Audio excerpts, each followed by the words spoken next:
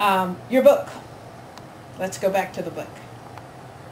I think as someone who has finished the administrator's program in the last couple of years, who has served as a second in command, and one of the things that I find is that you develop a niche as second in command.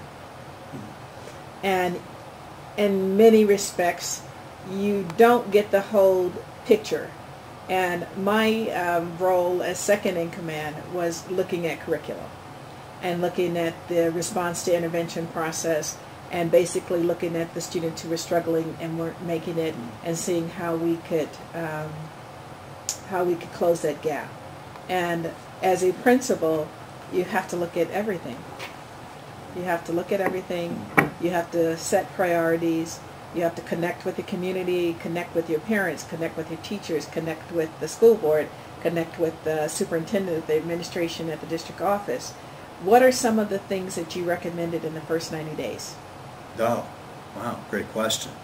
I think the first thing, one big cultural shift was a focus on student behavior versus teacher behavior. Student-centered learning? Yeah, and I think, you know, your last statement there, I think, spoke to a lot. I think, number one, it would be great if every kid came in over that transition summer and they did a Myers-Briggs and they knew where they stood on the personality piece. It would be great to have them look at their emotional intelligence, which we know now is huge. Paramount. Big Paramount. time. And people tell you, I don't oftentimes hear about what your valedictorian or your salutatorian's doing, but I hear a lot about what your class clowns are out there doing right now. Is social skills training. Big time. Yes. The other one is cultural competency. Yes. We don't spend enough time doing that. We spend a lot of time talking about it, making ourselves feel good about, well, we offer Black History Month here, or we're doing, you know, a Gay Straight Alliance piece here on this one. But authentic immersion, authentic education about what we need to do collectively, not as a country anymore, but as we've flattened as a world, as Friedman would allude to, what are we doing collectively that we are taking in this information without putting a bias or prejudicing it, but saying, okay, as we build our worldview, as we move through the system. I don't think we're doing enough to do that. In terms of the first 90 days, one of the things that's paramount, I think, is the listening. You've got to listen. Not so much about what's being said to you, but what's not being said. And that is where, through a lot of those little conversations that, again, rule number one, there's no such thing as a casual conversation. Always listen for need. There was a lot of things that folks brought me that made it very easy for me to have a couple little early wins early on. And for a lot of them, they just wanted to be engaged. They wanted to be brought into the process. And that was not difficult for me at all, because I'm coming in here trying to learn everything I can about this place and where we're going.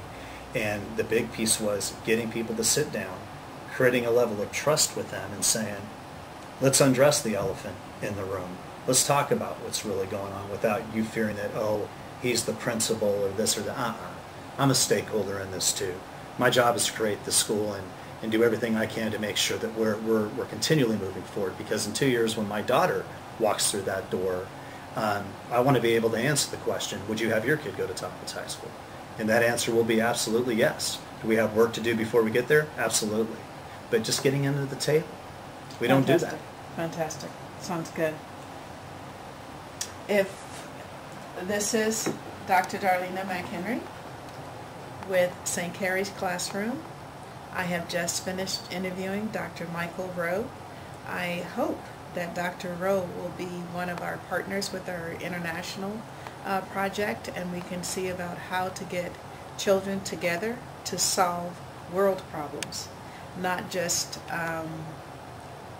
high-stakes testing, not just bubbling in on an answer sheet, but how to think critically, how to think globally, how to act locally, and make a difference in the community in which you live.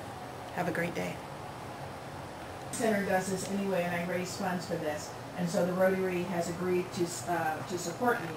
Look at community service is a really big one with me, and community problems. The curriculum that I'm designing actually hits on those 4 areas, and I want to get students engaged in looking at the problem of water, and that's something that I'm doing globally, and that's one of the Rotary issues. I don't know what the issues of water are here, but the goal is to kind of partner with the leaders, look at that from our curriculum viewpoint, and coming up with objectives that would meet that, and then being able to share that information out in a social networking kind of setting. We're also looking at doing a film festival locally next year. That film festival will be around water. And I'm looking at getting donations from the camera companies and my friend here, Abraham Sagai, teaching children how to be filmmakers and how to tell a story. Sweet. We can talk about telling a story with Photo Story. We can talk about telling a story with iMovie or object-based learning. That's inquiry-based learning. That's looking at what you learn in the classroom and connecting that with what you do outside. Increasing reading, increasing math, doing that through games. So having high school students actually use where you're practicing those math skills so that when you get into the classroom and you need to use that, it's automatic thinking. Got it. That kind of thing. Yeah. Looking at readers theater, having the high school students work with them on readers theater